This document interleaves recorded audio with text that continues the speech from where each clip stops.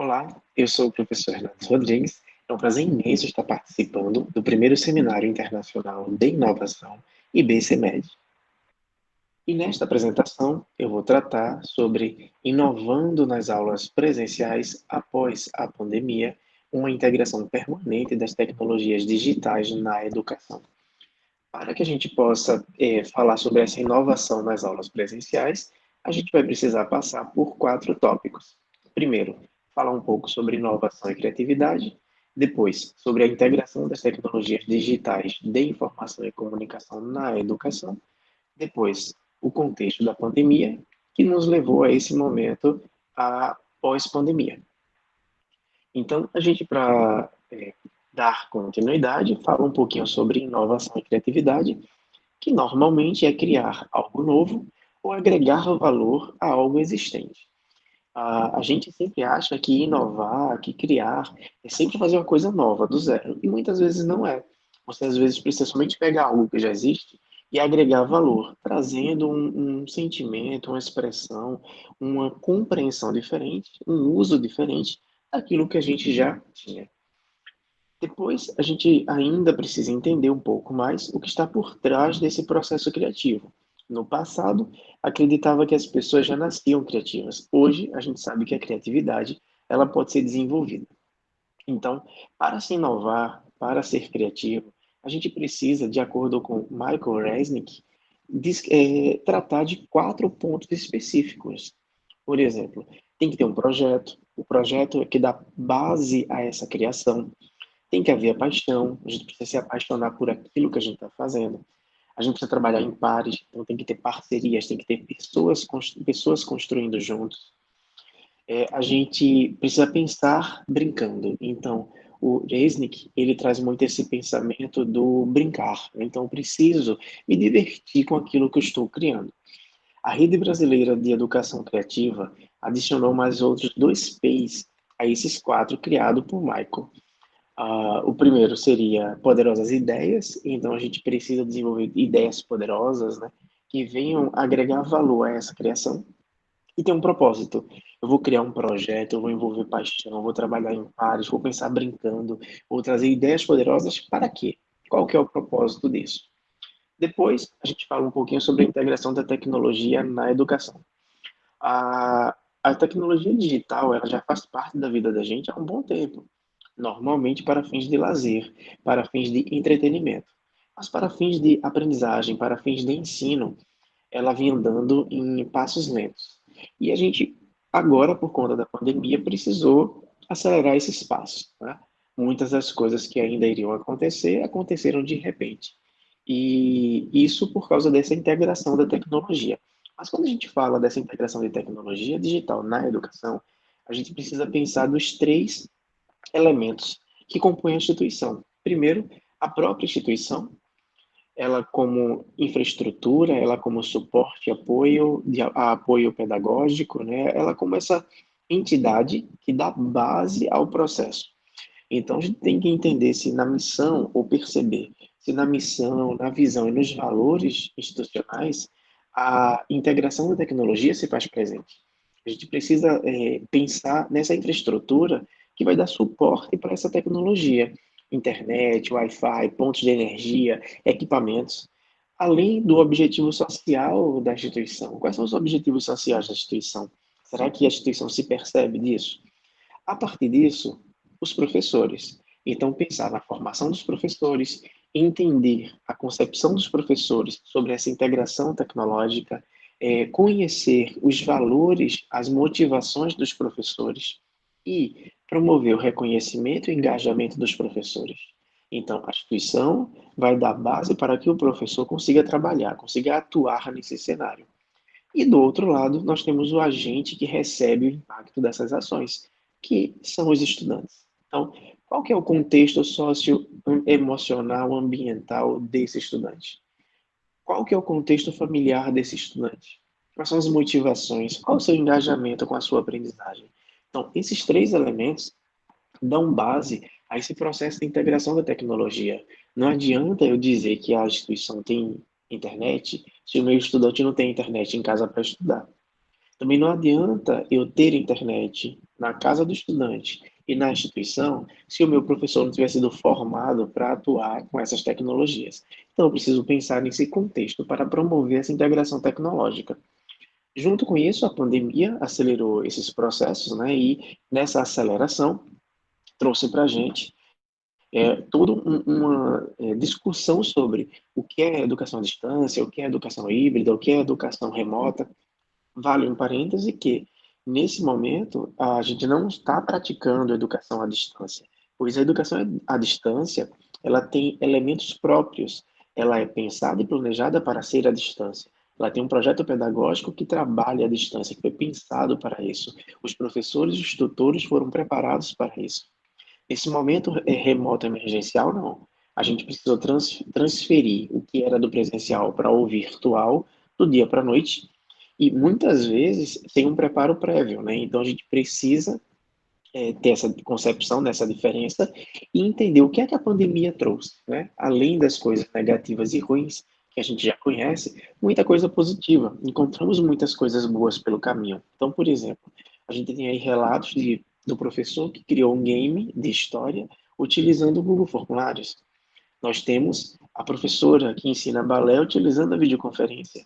Nós temos grupos de professores que passaram a ensinar através da rádio para atingir os estudantes que não têm internet.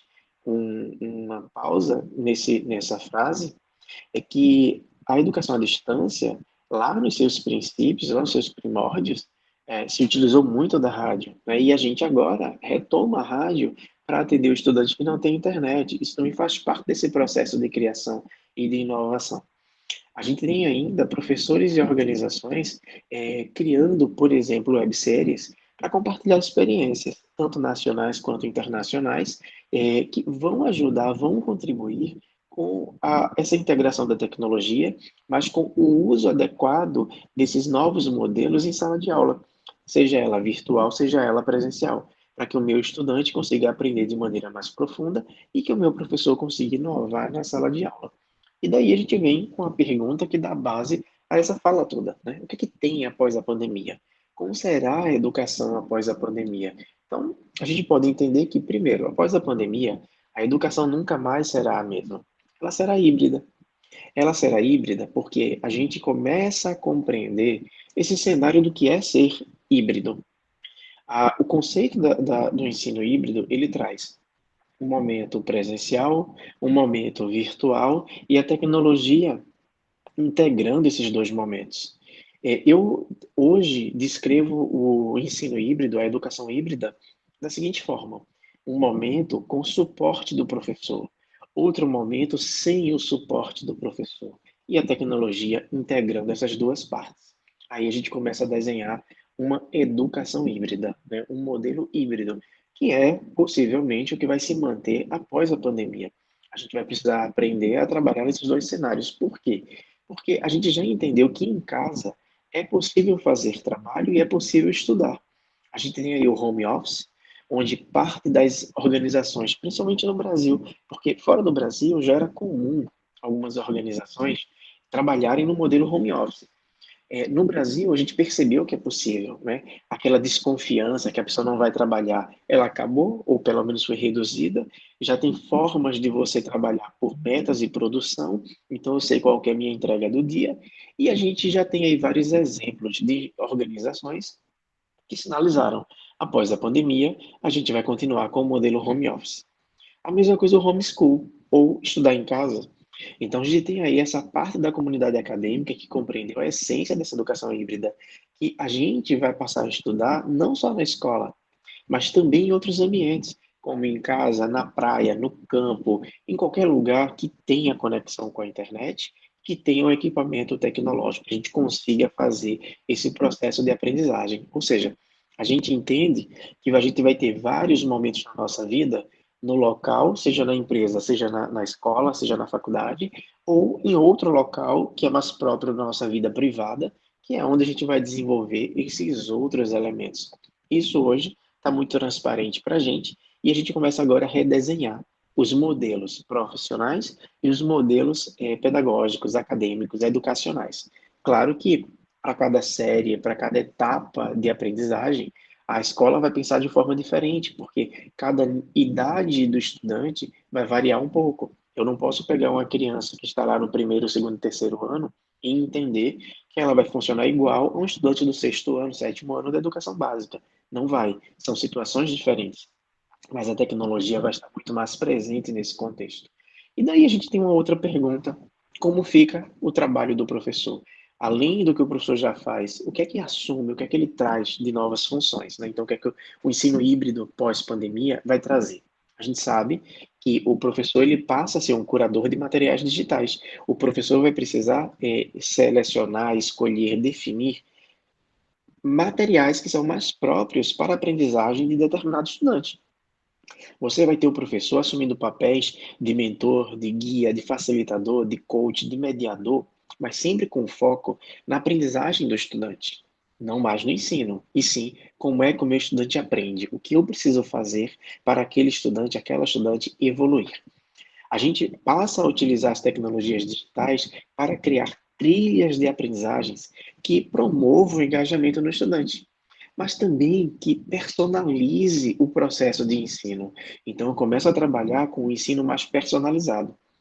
A gente precisa trazer para a nossa fala, né, que a gente tem que encantar o estudante. Então, precisaremos encantar o estudante, envolvê-los, engajá-los, transformar as suas vidas, porque esse vai ser o novo papel, tanto do professor quanto da escola, transformar a vida do estudante, fazer ele aprender a aprender, fazer ele utilizar todo aquele recurso que está disponível para o seu crescimento pessoal, profissional, intelectual, emocional.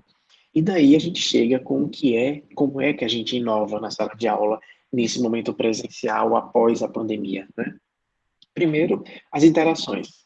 As interações precisam ser diferentes. A gente pode utilizar, por exemplo, o Mentimeter, o Kahoot, ou uma gamificação qualquer, inclusive utilizando formulários Google. Para quê? Para promover a interação. Seja para fazer uma avaliação diagnóstica, seja para fazer uma avaliação de aprendizagem, de fixação, seja para engajar, para motivar o estudante. Então, essa interação, ela muda. Depois da interação, a produção. O estudante ele passa a produzir e não a receber.